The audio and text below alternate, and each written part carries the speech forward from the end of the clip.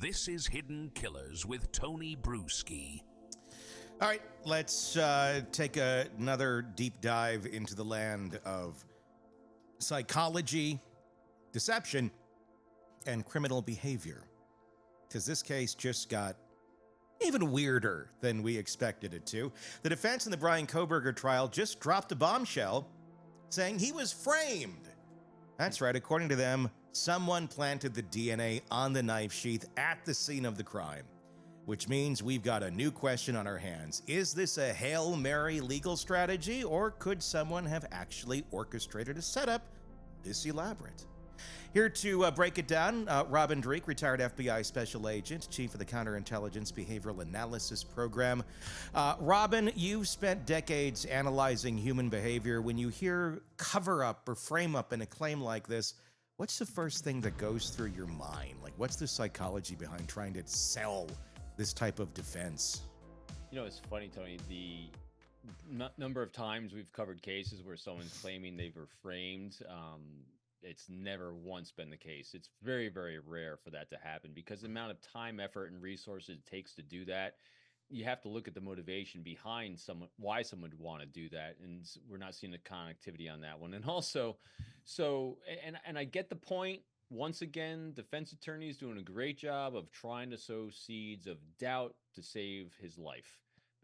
And so if you took this incident isolated and said, with two things. Mm-hmm. So a couple weeks ago, they said we have other DNA that was found there in the glove and under the fingernails of one of the victims. Yep.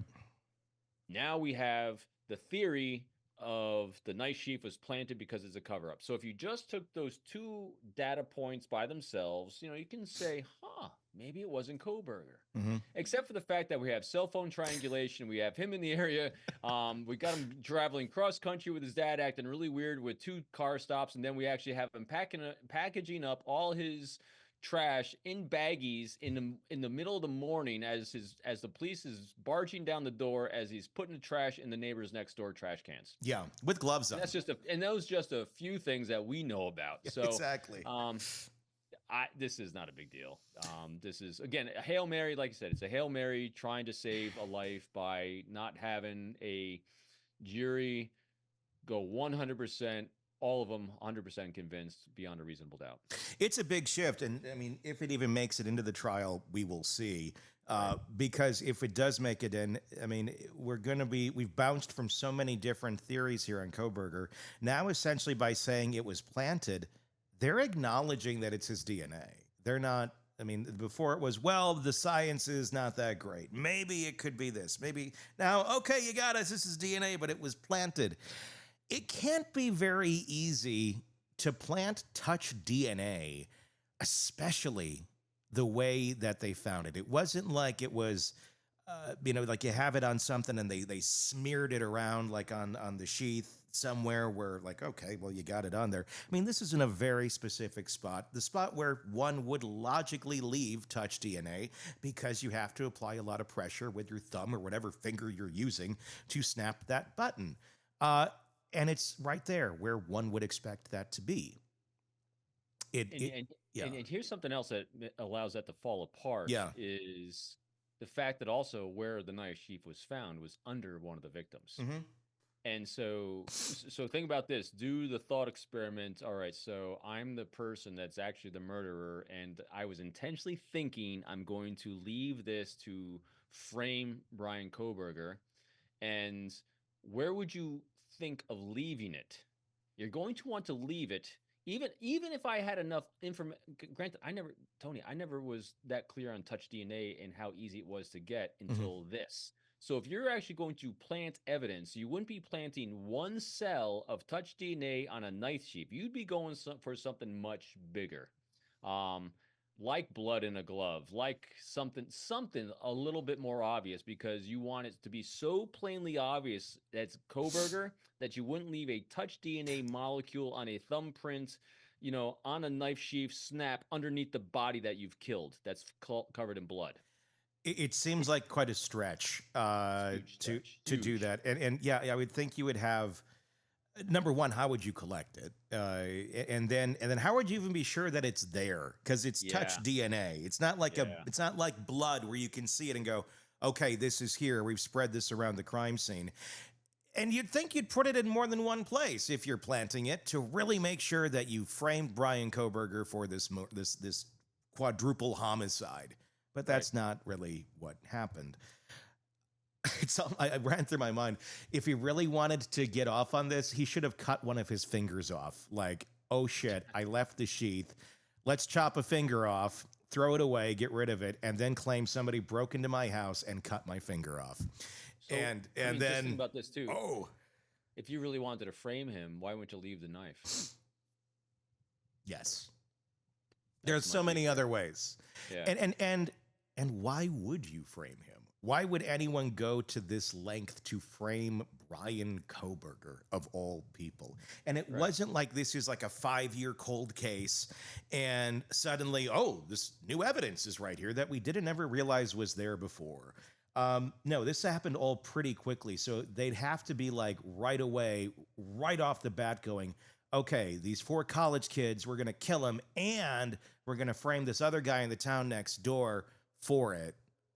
There's no motive here. There's no reason why this would even take place. And if you're going to kill those kids, I don't think you're thinking far enough ahead or really have the means again to frame anyone in this, especially Bryan Kohberger of all people.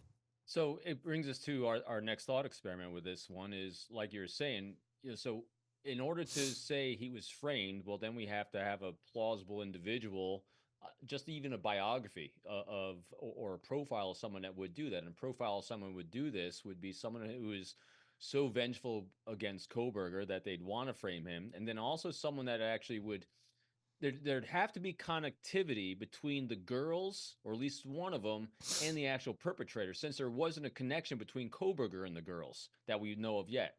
And so since it'd be a stretch, the murder would actually have to be connected to girls in some way, which they've explored all of that already and couldn't come up with anyone. And then not just there'd have to be a connection, you'd actually have to show a behavior arc of this individual that they're actually escalating from 0, 1 mile an hour at a time, all the way up to eventual violence and then killing, and then also show the propensity for framing. In other words, there'd be someone with a lot of potentially illegal activity that they've already done in their life, violence in their lives that would be arcing up to doing this behavior that's already connected to the girls. Yeah. See what I Again, mean? none of it makes any sense of why. It's a lot of it. People don't do that because that's a lot of bandwidth, a lot of effort, and all that falls apart. Yeah, I think you just, if you were to go in and do this and it wasn't Kohberger, you would just kind of go for there's no evidence of anyone, not that there's evidence of someone else or very, just the touch DNA alone. It does. And then you'd have to have a reason to be killing 4 innocent people as well and a motive to frame Bryan Kohberger for that murder. I really think she's just going for the life save of to as she's been doing with the autism attempt, Yeah. as she's been doing with everything, is to try to pull on heartstrings of at least one juror that's going to have doubt, and or if not doubt, at least a heart wrenching pull. That's of I don't want to take this life. Not Yeah. the whole idea of just because these lives are gone doesn't mean we should take another one. I literally think that's what her motive is. And at this point, what else do you do if you don't really have anything else? And there is, the court of public opinion that's trying to be won here on both sides. I really wonder what's going on in these conversations behind closed doors between Ann Taylor and Bryan Kohberger. Do you think Kohberger knows he's cooked too? Do you think he's just like, whatever we can try, let's just see where it goes? Or is he, do you think Kohberger is of the mindset, almost like a Lori Vallow Daybell, that whatever he did was justified in some way, shape, or form? He's not guilty because, in like Lori Vallow's case, she believed that they're zombies, and so then there in her mind she wasn't taking a human life. In this case, I don't believe that he would think that they're zombies, although I guess I'd open for anything. But I would think it's more so it's justified because he was rejected, and you get that whole incel type thinking going on where it's you deserve this because you rejected me, and it's a broader statement against all women. I don't think he's trying to rationalize his behavior or what he did or didn't do. I'm just again Yeah. doing my best to do place myself in that situation with both of them. I don't think they probably, again, pure conjecture. I don't get the impression from both of their mannerisms that they have actually ever explored the question of whether he did it or not. Yeah. I think just again watching the dynamic and watching the things that are coming out that she's posting out there as these postulates is that all they do when they get together is brainstorm ideas. I literally think that they get in there and she goes, all right, tell me some more about this. Tell me some more Hmm. about this. Tell me about and she comes up with an idea and then he helps feed that with other data points. I literally think all they do is brainstorm when they get together. Brainstorm about how it could potentially not be him. Not that it's ever even been asked or discussed. I you don't know what's going on behind closed Yeah. doors between client and the attorney, but because of what they come out with and because of their nonverbal demeanor is very pragmatic approach. It's very systematic with every time it looks like something's not sticking.